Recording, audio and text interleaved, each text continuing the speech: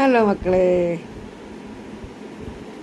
അപ്പോൾ ഇന്നത്തെ എൻ്റെ വീഡിയോയിലേക്ക് എല്ലാവർക്കും സ്വാഗതം. ഇത് ഞാൻ തന്നെ കണ്ണാടി വെച്ചിട്ടിരിക്കുന്നതേ ഉള്ളൂ.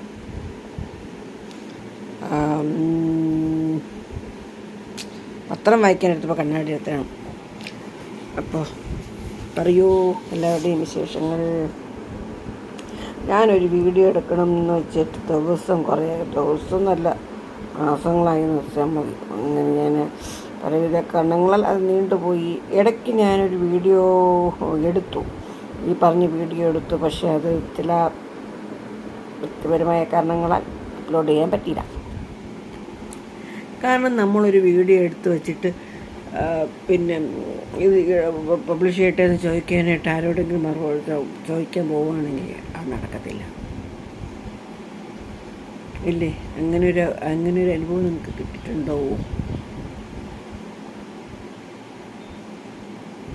ഞാൻ മിക്കതും അങ്ങനെ ചോദിക്കാതെ ആണ് ഇടുന്നത് കേട്ടോ.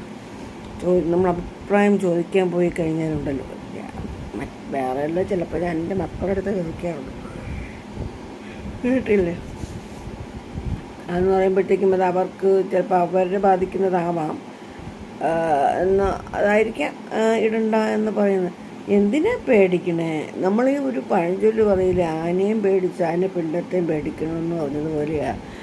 നമ്മളൊരു വീഡിയോ എടുത്തിട്ട് അതിലിടണം എന്നുണ്ടെങ്കിൽ പിന്നെ ചോദിക്കാൻ പോയി എന്നെ പറഞ്ഞാൽ മതിയല്ലോ, അത്രയും പറഞ്ഞാൽ മതി. വേറെ കൂടുതലൊന്നും പറയണ്ട, എന്നെ പറഞ്ഞാൽ മതി. അത് ഞാനിങ്ങനെ കുറച്ച്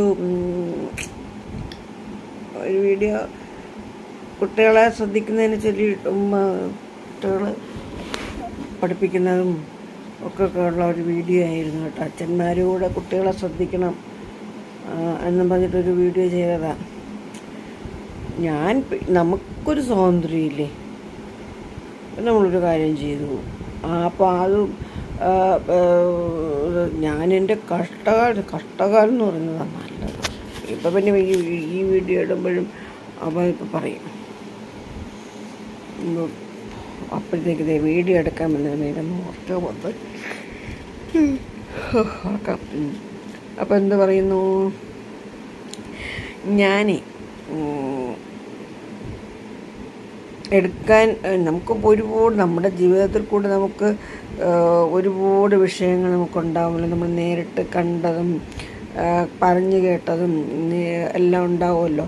അപ്പോൾ അതൊക്കെ എല്ലാവർക്കും നമുക്കത് മറ്റുള്ളവരിലേക്ക് നല്ലൊരു അറിയിപ്പ് കൊടുക്കാനുള്ളതാണെങ്കിൽ നമുക്ക് ചെയ്യാം, അല്ലേ? ചിലപ്പോൾ ഞാനത് പറഞ്ഞു വരുമ്പോൾ എന്താ പറയുക,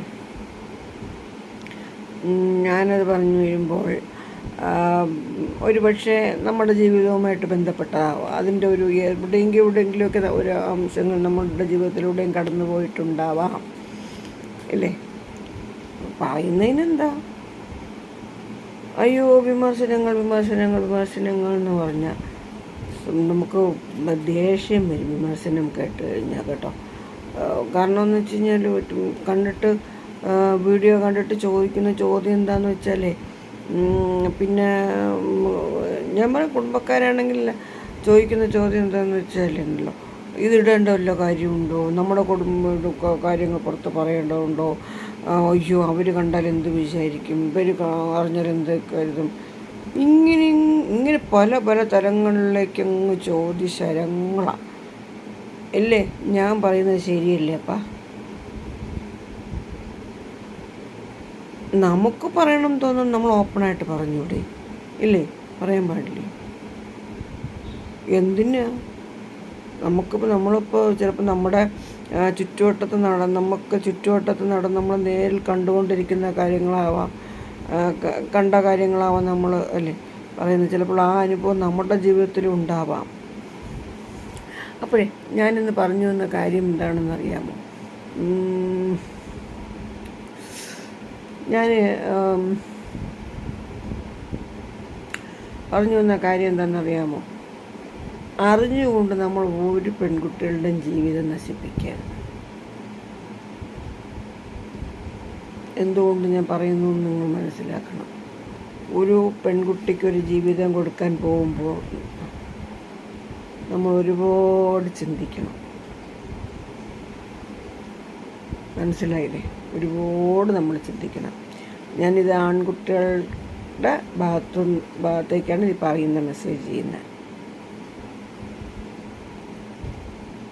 ഒരു പെൺകുട്ടിയുടെ ജീവിതം ഇല്ലാതാക്കാൻ വളരെ എളുപ്പമാണ്.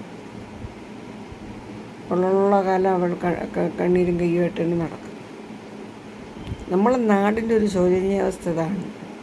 ഒരു സിസ്റ്റം അതിൽ നിന്ന് മാറാൻ ഒരുപാട് ഇപ്പോഴും ഉണ്ട്. പഴയ തലമുറക്കാർ പലരും ഉണ്ട്. അതിൽ ഇങ്ങനെ പിടിച്ചു തൂങ്ങി കിടക്കുന്ന കുറേ ആളുകളുണ്ട്. അപ്പോൾ അങ്ങനെ വരുമ്പോൾ ഇവരുടെ പയ്യന്മാർക്ക് ആ ഒരു ഗതികേട് വരില്ല. ആൺകുട്ടികൾക്ക് അങ്ങനൊരു ഗതികേട് വരില്ല. അപ്പം ഞാൻ പറഞ്ഞു എന്താണ്, ഇപ്പം ഞാനൊരു വീഡിയോ എടുത്തുകൊണ്ടിരിക്കുമ്പോൾ എനിക്കൊരു 100 തടസ്സങ്ങളായിരിക്കും. അന്നേരത്തേക്ക് ഒരു വിളി ബഹളം ഇതൊന്നും പറയണ്ട. അപ്പം ഞാനൊരു കാര്യം ഞാൻ ഇത് പറഞ്ഞുകൊണ്ട് വന്നത് എന്താണെന്ന് വെച്ചാൽ, എൻ്റെ ഒരു അനുഭവം വെച്ച് പറയുകയാണെങ്കിൽ എൻ്റെ ഒരു ജീവിതം പറയുകയാണെങ്കിൽ, എന്നെ കല്യാണം കഴിച്ച ആൾ ശരിക്കും അയാൾ എന്തിന് കല്യാണം കഴിച്ചു എന്ന് ചോദിച്ചു കഴിഞ്ഞാൽ, അയാൾക്ക് കുട്ടികൾ ഉണ്ടാകുമോ എന്ന് പരീക്ഷണം അതിന് വേണ്ടിയിട്ടാണ്. കഴിവുകേടുകൾ ഉണ്ടോ എന്ന് പരീക്ഷിക്കാൻ വേണ്ടിയിട്ടാണ് അയാൾ കല്യാണം കഴിച്ചത്. എനിക്ക് പറയാൻ ഒരു മടിയില്ല. പക്ഷേ എനിക്ക് ധൈര്യം തന്നത് ആരാണെന്നറിയാമോ? ഇത്രയൊക്കെ നമുക്കിങ്ങനെ ബോൾഡായിട്ട് പറയാനുള്ള, ഞാൻ ഇതിനകത്തൊരു 4-5 പേരുടെ വീഡിയോ ഇങ്ങനെ കണ്ടു. ഒന്ന് സിംഗിൾ ബോബൻ, മനസ്സിലായില്ലേ? പിന്നെ അങ്ങനെ 2-3 പേരുണ്ട്. എനിക്ക് ഭയങ്കര ഇഷ്ടം അവരെ. അങ്ങനെ 1-2 പേരുണ്ട്, 2-3-4-5 പേരുണ്ട് കേട്ടോ. അപ്പോൾ നമ്മൾ എന്തിനെ നമ്മൾ എന്തിനാ ജീവിതം ഒന്നേ ഉള്ളൂ ഇഷ്ടമാണ്. അപ്പം നമ്മളത് എന്തിനത് മടിക്കണേ? പറയാൻ മടിക്കണേ എന്തിനാ? അല്ലേ? എൻ്റെ ഒരു ജീവിതാനുഭവം വെച്ച് എൻ്റെ ഒരു ജീവിതാനുഭവം കൊണ്ട് ഞാൻ പറഞ്ഞതാട്ടോ. അയാൾ എന്നെ കല്യാണം കഴിച്ചു. അത് കഴിഞ്ഞ് വേറൊരു കുട്ടിയെ കല്യാണം കഴിച്ചു. അയാളൊരു 7 കല്യാണം കഴിച്ചു. 7 കല്യാണം നടന്നു അയാൾക്ക് എന്തായാലും. പിന്നെ അയാൾക്ക് ആൺകുട്ടികൾ ഉണ്ടാകുമോ എന്നറിയാനായിരുന്നു. അയാൾ കെട്ടിയവർക്കൊക്കെ പെൺകുട്ടികളാണ് ജനിച്ചപ്പോൾ. പിന്നെ ആൺകുട്ടികൾ ഉണ്ടാകുമോ എന്നുള്ളതിന് വേണ്ടിയിട്ടൊരു പരീക്ഷണം. അയാൾ പെണ്ണ് കെട്ടിയതാണ്. പക്ഷേ ഒറ്റ കുട്ടിക്ക് പോലും അയാൾ അറിഞ്ഞിട്ട് 5 പൈസ കൊടുത്തിട്ടില്ല. അയാൾ സർക്കാർ ജീവനക്കാരനാണ്. കേസിന് പോയപ്പോൾ അയാൾ പറഞ്ഞതെന്ന് വെച്ചാൽ, അയാളുടെ ഒരു 3-4 സീരിയലിലും കണ്ട് തല കാണിച്ചു. അന്നേരത്ത് പറയുക ഞാൻ സെലിബ്രിറ്റിയാണ്. അപ്പം ഇങ്ങനെ കോടതിയിലൊക്കെ വരാനൊക്കെ ബുദ്ധിമുട്ടാണ്. ആയിക്കോട്ടെ, അവനവൻ ജനിപ്പിച്ച കുട്ടികൾക്ക് ചിലവിന്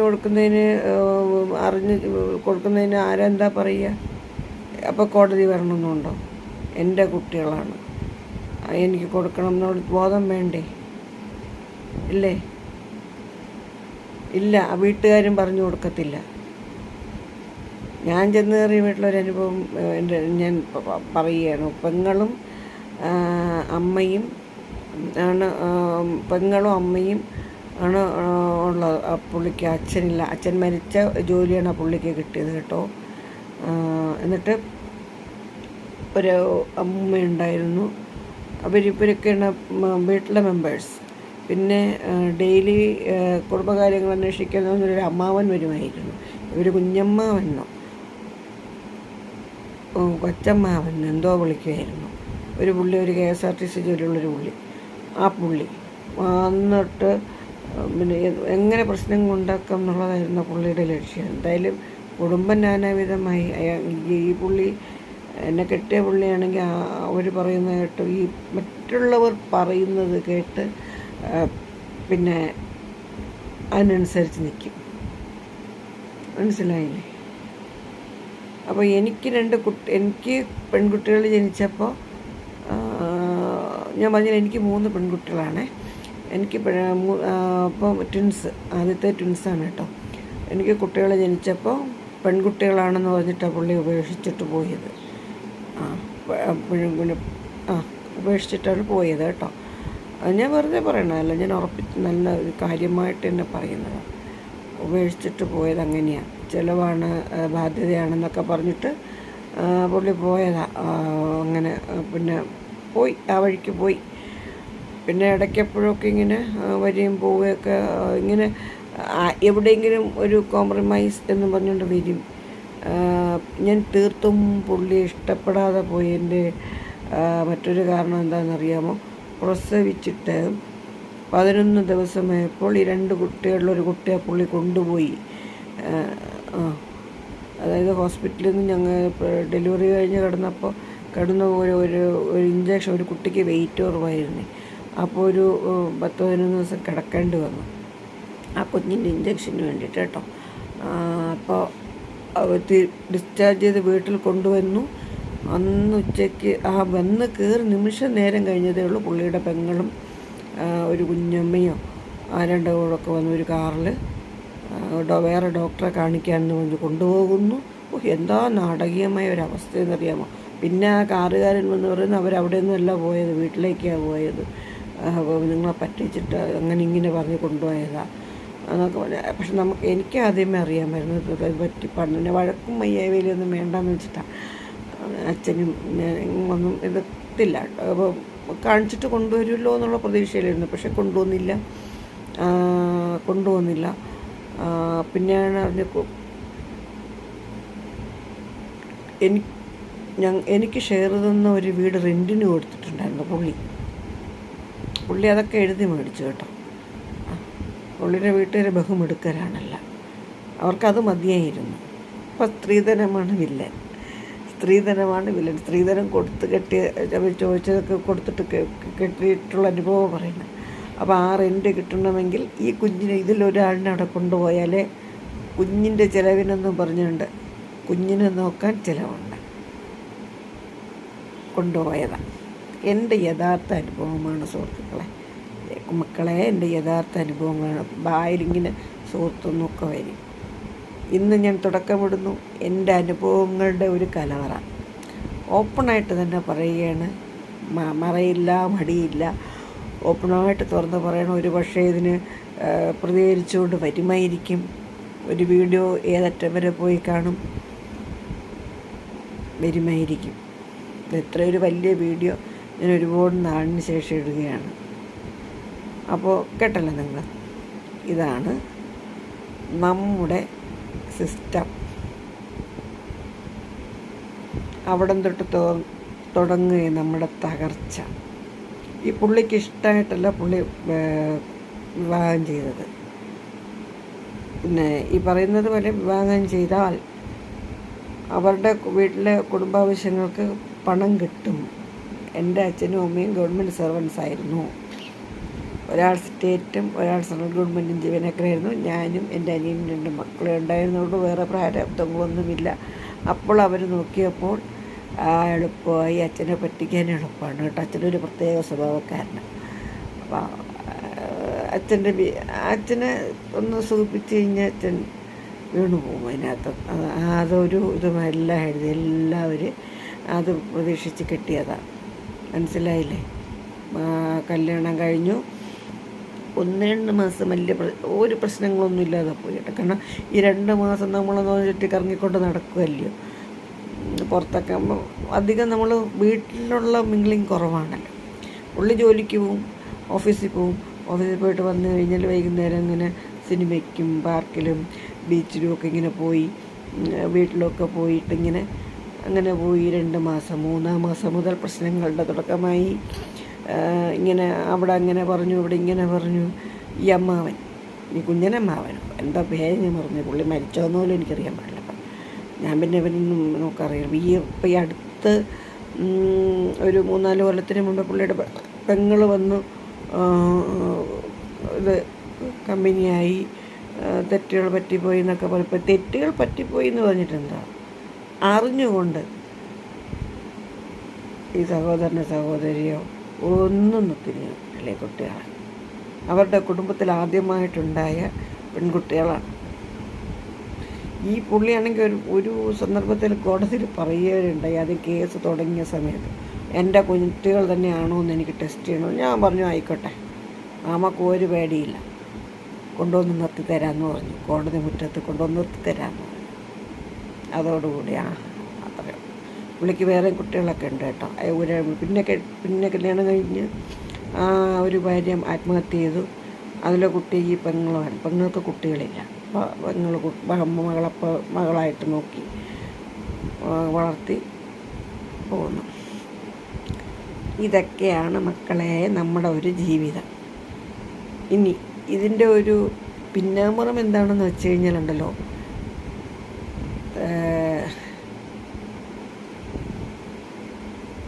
ഡിവോഴ്സൊക്കെ എനിക്ക് അനുവദിച്ചു കേട്ടോ പുള്ളി. എൻ്റെ കുട്ടികൾക്ക് 1 വയസ്സ് തികഞ്ഞു, 2 വയസ്സിനകത്ത് ഡിവോഴ്സൊക്കെ കഴിഞ്ഞു.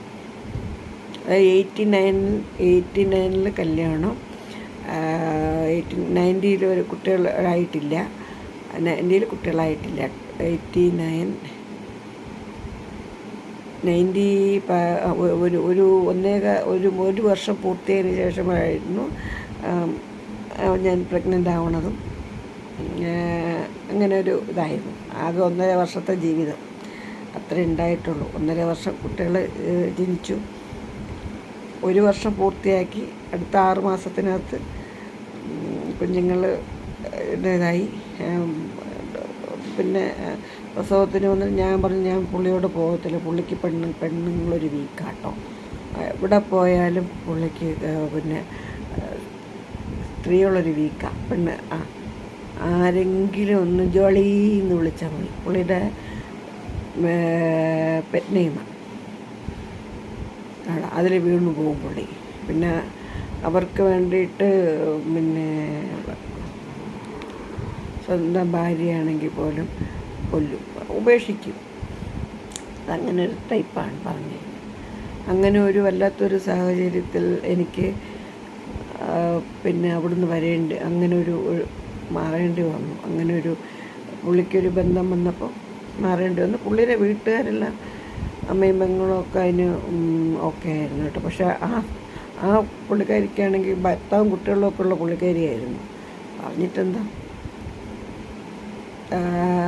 എന്തായാലും അതങ്ങനെ ഇങ്ങനെയൊക്കെ അങ്ങ് പോയി. പിന്നെ ഞാൻ പറഞ്ഞു, എനിക്കിങ്ങനെ ഒരാളോട് ജീവിക്കാൻ പ്രയാസമാണ്. മറ്റു വെള്ളമുള്ളവർ പറയുന്നത് കേട്ട് ജീവിക്കുന്ന ഒരു വ്യക്തിയോട് ജീവിക്കാൻ പ്രയാസമാണ് എന്നൊക്കെ. അങ്ങനെയൊക്കെ ഇതൊക്കെ ആയി. പുള്ളിയുടെ ഒരു പ്രത്യേക സ്വഭാവമാണ്, ഒരു സ്ഥിരതയില്ല. ഇപ്പോൾ എന്ന് പറയാം, അടുത്ത നിമിഷം വേറെന്ന് പറയും, എന്ത് പ്രവർത്തിക്കും പുള്ളി. മുൻകോപം എന്ന് പറഞ്ഞാൽ മുൻകോപം വായിൽ വരുന്നതൊന്നും നല്ലതായിരിക്കില്ല. പെട്ടെന്ന് നമുക്ക് കേട്ട് വളരാത്തതാണെങ്കിൽ നമുക്ക് സഹിക്കാനും പറ്റത്തില്ല. ഇതെല്ലാം കഴിഞ്ഞ് തിരിച്ച് വീട്ടിൽ വന്നു. പിന്നെ പ്രസവത്തിന് വിളിച്ചുകൊണ്ട് വന്നിട്ട് ഞാൻ പറഞ്ഞു, ഇനി ഞാൻ പോകത്തില്ല എന്ന് പറഞ്ഞു. എൻ്റെ വീട്ടിൽ കുറേ നാടകീയമായിട്ടുള്ള കുറേ കാര്യങ്ങളൊക്കെ നടന്നു. അതൊക്കെ ഞാൻ വഴിയേ പറയാം കേട്ടോ. എൻ്റെ അച്ഛനും അമ്മയും അത്രയും ശരിയല്ല ഉള്ള കാര്യങ്ങൾ. അവർക്ക് അവരുടെ കാര്യം മാത്രമായിരുന്നു ലക്ഷ്യം. പക്ഷെ അതൊക്കെ എൻ്റെ അനുഭവത്തോടുകൂടി എല്ലാം ശിവപര്യാപ്തിയായി. ഇങ്ങനെ പോകുന്നു മക്കളെ കാര്യങ്ങൾ. ഇതൊന്നുമല്ല, ഇതൊക്കെ എൻ്റെ 20 വയസ്സിൽ കല്യാണം കഴിഞ്ഞു. 23 വയസ്സായപ്പോൾ ഡിവോഴ്സായി. 20 വയസ്സിൽ കല്യാണം കഴിഞ്ഞു. 20 വയസ്സ് കഴിഞ്ഞു. 22 ആയപ്പോൾ ഡിവോഴ്സായി, വീട്ടിലായി.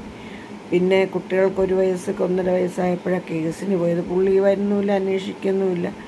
അപ്പോൾ എന്നെ പഠിപ്പിച്ച ഒരു അഡ്വക്കേറ്റാണ്. പുള്ളിക്കാരി എൻ്റെ വീടിൻ്റെ അടുത്തായിരുന്നു. അപ്പം പറഞ്ഞു, നമുക്കിങ്ങനെ ഒരു പെറ്റീഷൻ മൂവ് ചെയ്യാം, ഇങ്ങനെയാണ്, കൂടെ വന്ന് താമസിക്കണം എന്ന് പറഞ്ഞ് നമുക്കൊരു പെറ്റീഷൻ മൂവ് ചെയ്യാം എന്ന് പറഞ്ഞു. നമുക്ക് അതാണല്ലോ ആവശ്യം. അന്ന് നമുക്ക് ഡിവോഴ്സിനെ കുറിച്ചൊന്നും മനസ്സിലില്ലായിരുന്നു. അങ്ങനെ മറ്റുള്ള സ്വഭാവ ദൂഷ്യങ്ങളെല്ലാം മാറ്റി വെച്ചിട്ട് ഓക്കെ പറഞ്ഞ് ഞാൻ അവസാനം പെറ്റീഷൻ കൊടുത്തു. പെറ്റീഷൻ്റെ കോപ്പി പുള്ളിക്ക് പോകുമല്ലോ, പുള്ളിയുടെ വീട്ടിൽ. പുള്ളിക്ക് മനസ്സിലാകാത്തതാണോ, പുള്ളി വായിച്ചവർ തെറ്റിദ്ധരിപ്പിച്ച് കൊടുത്താണോ എന്നല്ല. ഡിവോഴ്സ് നോട്ടീസാണ് അയച്ചതെന്ന് പറഞ്ഞിട്ട് പിന്നെ അതേലായി വഴക്കായി എന്നും പ്രശ്നങ്ങളും ബഹളങ്ങളൊക്കെ. ഞാൻ പറഞ്ഞു എനിക്കിങ്ങനെ കുട്ടികളെ കോടതി മുറ്റത്ത് കൊണ്ട് നിർത്തുന്നത് എന്നോടുകൂടി എനിക്ക് തീർത്തും താല്പര്യമില്ലായിരുന്നു.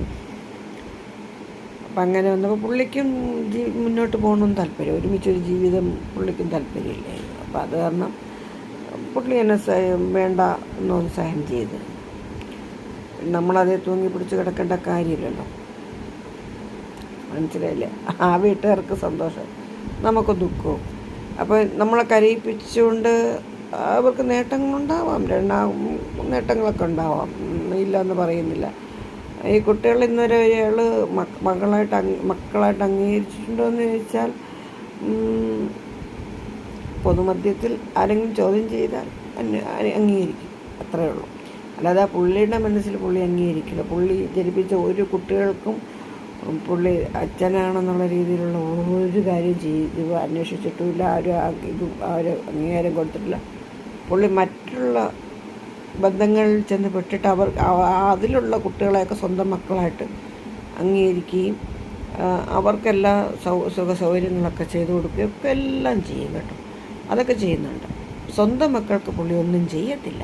ഈ ഒരു വീഡിയോ പുള്ളിയുമായി ബന്ധപ്പെട്ട് പുള്ളിയുടെ കൂടെ ജീവിതം തകർത്ത് ആരെങ്കിലും കാണുകയാണെങ്കിൽ നിങ്ങൾക്ക് പ്രതികരിക്കാം.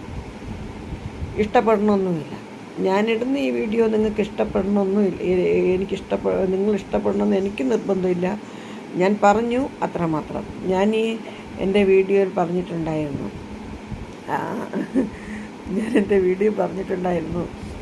ഞാൻ കാര്യങ്ങളെല്ലാം ഇങ്ങനെ ഓരോരോ ഇതായിട്ട് ചെയ്തിട്ട് തരാമെന്ന്.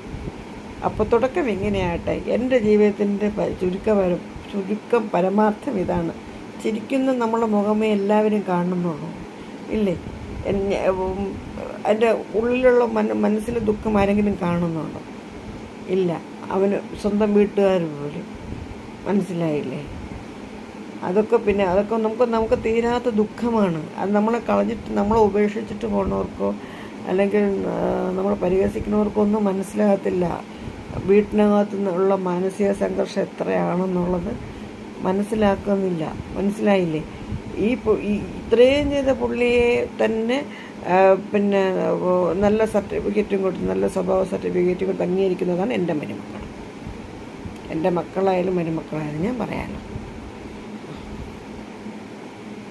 ഇല്ല എന്ന് എനിക്ക് പറയാൻ പറ്റില്ല. പുള്ളിയാണ് നല്ലത്. നമ്മുടെ കയ്യിലിരിപ്പുകൊണ്ടാണ് പുള്ളി ഇങ്ങനെയൊക്കെ പോയത്. പുള്ളിയുടെ എല്ലാവരെയും പുള്ളിയെ മൊത്തത്തിൽ അവർക്കറിയാം. ഞാൻ വന്ന എന്നിൽ ബന്ധം സ്ഥാപിച്ചിട്ടുള്ളവരോടൊക്കെ, എൻ്റെ മക്കളെ കല്യാണം കഴിച്ച് കൊടുത്തിട്ടുള്ള വീട്ടിൽ ഞാൻ ഓപ്പണായിട്ട് തുറന്ന് പറഞ്ഞിട്ട് തന്നെയാണ് ഞാൻ മുന്നോട്ട് പോയത് കേട്ടോ. നമ്മൾ തെറ്റ് ചെയ്തെങ്കിൽ മാത്രമല്ല നമ്മൾ പേടിക്കേണ്ടതായിട്ടുള്ളൂ, അല്ലേ? എൻ്റെ ഒരു പോളിസി അതാ. തെറ്റ് ചെയ്താൽ നമ്മൾ പേടിക്കും, തെറ്റ് ചെയ്തില്ലെങ്കിൽ എന്തിനാണ് പേടിക്കണേ? അപ്പോൾ അങ്ങനെ ഞാൻ അവരോടൊക്കെ ഞാൻ പറഞ്ഞു, നിങ്ങൾക്ക് അന്വേഷിക്കാം, നിങ്ങൾക്ക് നിങ്ങളുടേതായിട്ടുള്ള രീതിയിൽ നിങ്ങൾ അന്വേഷിച്ചോളൂ. ഞാൻ പുള്ളി വർക്ക് ചെയ്യുന്ന സ്ഥലം, പുള്ളിയുടെ താമസ സ്ഥലം ഒക്കെ എല്ലാം എനിക്ക് അറിവ് കിട്ടിയിട്ടുള്ളതെല്ലാം ഞാൻ പറഞ്ഞു. നിങ്ങൾ അന്വേഷിക്കൂ, നിങ്ങളുടെ വഴി നിങ്ങൾ അന്വേഷിച്ചിട്ട് നിങ്ങൾക്ക് ഓക്കെ ആണെങ്കിൽ മാത്രം നിങ്ങൾ മുന്നോട്ട് പോയാൽ മതി. കാരണം അവർക്ക് മറ്റുള്ളവരുടെ അടുത്ത് മരുമകളെക്കുറിച്ച് പറയുമ്പോൾ പിന്നെ പറയണ്ടേ, മനസ്സിലായില്ലേ? അറിയാമോ? അതാണ് ഈ തിരിഞ്ഞു നോക്കാത്ത ഗവൺമെൻറ് ജീവനക്കാരനായിട്ട് ഗസറ്റഡ് പോസ്റ്റിൽ നിന്ന് റിട്ടയർ ചെയ്ത ഒരു വ്യക്തിയാണ് ഈ കുട്ടികളുടെ അച്ഛൻ. ഒരു വേള നിങ്ങൾക്ക് ഞാൻ പേര് പറഞ്ഞു തരാം. പുള്ളി സീരിയലിലൊക്കെ ഒരു 3-4 സീരിയലിലൊക്കെ അഭിനയിച്ചു. എന്തോ വലിയ ഒരു ഇതാണെന്നാണ്, മമ്മൂട്ടി പോലും തോറ്റു എന്നൊക്കെ പറയുന്നുണ്ട്. അതെനിക്കറിയാൻ പാടില്ല. എന്തായാലും പുള്ളിയുടെ പേര് ശ്രീകാന്ത്. എനിക്ക് പറയാനൊരു മടിയില്ല. ഇന്നും ഒരു നീർന്ന ഒരു ജീവിത ഇതാണ് എൻ്റെ അനുഭവം. നിങ്ങൾക്ക് പറഞ്ഞാൽ മനസ്സിലാകത്തില്ല. പല വഴിയിൽ കൂടെയും എന്തെല്ലാം കൊത്തലുകളും ഒക്കെ ഞാൻ അപമാനങ്ങളും ഒക്കെ സഹിച്ചിട്ട് മക്കളെ ഞാൻ ഈ വയസ്സിൽ എനിക്കിപ്പോൾ 56 വയസ്സായി. ഞാൻ ദേ ഇവിടെ ഇങ്ങനെ ഇതിൻ്റെ മുമ്പേ ഇരിക്കുന്നത്. ഈ യൂട്യൂബ് തുടങ്ങാനുണ്ടായ കാരണം എന്താണെന്നറിയാമോ? എനിക്കിതിൽ നിന്നൊക്കെ കുറച്ച് റിലീഫ് വേണമെന്ന്. അപ്പം നമ്മൾ ഇതുമായിട്ടൊക്കെ മുന്നോട്ട് ഇങ്ങനെ ഇരിക്കുമ്പോൾ നമ്മൾ അത് ചിന്തിക്കുമല്ലോ. ഞാനിപ്പോൾ ഒരു കഥ പറയുന്ന ലാഘവത്തോടെ നിങ്ങളോടിത് ഇല്ലേ പറഞ്ഞില്ലേ? അപ്പം നമുക്ക് ആ ഒരു അങ്ങനെ പോവും. നിങ്ങളൊക്കെ എന്നെ എങ്ങനെ വിലയിരുത്തിയാലും കൊള്ളാം, അതൊന്നും എന്നിപ്പോൾ എനിക്കൊരു വിഷയമല്ല. ഒരുപാട് കമൻസുകളും എൻ്റെ വീഡിയോയ്ക്ക് അധികം കമൻസൊന്നും ഇല്ല കേട്ടോ. എല്ലാവരും വീഡിയോ കണ്ട് സ്കിപ്പ് ചെയ്ത് പോകുന്നത് ആയിക്കോട്ടെ, വേണം ഇഷ്ടമുള്ളവർ കാണുക, വേണ്ടാത്തവർ കാണണ്ട. അതൊന്നും നമുക്ക് ഇതിൽ വന്നു. ഞാൻ ആദ്യമേ പറഞ്ഞല്ലോ, നമ്മളൊരു തൊഴിൽ ചെയ്യുന്നത് പോലെയാണ് ഇത്. അപ്പം നമ്മളെ അതിൻ്റെ വിജയസ്ഥാനത്ത് എത്തിക്കുക എന്നുള്ളത് നിങ്ങളെപ്പോലെയുള്ള കാഴ്ചക്കാരുടെ ഒരു കർത്തവ്യമല്ലേ? അല്ലേ? എല്ലാവർക്കും ഇപ്പോൾ ഓഫീസിൽ പോയി പണിയെടുക്കാൻ പറ്റുന്ന വരില്ല, ഇങ്ങനെ ചെയ്യാൻ പറ്റിയെന്ന് വരില്ല. ഞാൻ ഈ ക്യാമറയ്ക്ക് മുമ്പിലിരുന്ന് ഇങ്ങനെ സംസാരിക്കുമ്പോൾ ഞാനിങ്ങനെ ചെയ്യുമെന്ന് ഞാൻ സ്വപ്നേമി വിചാരിച്ചില്ല.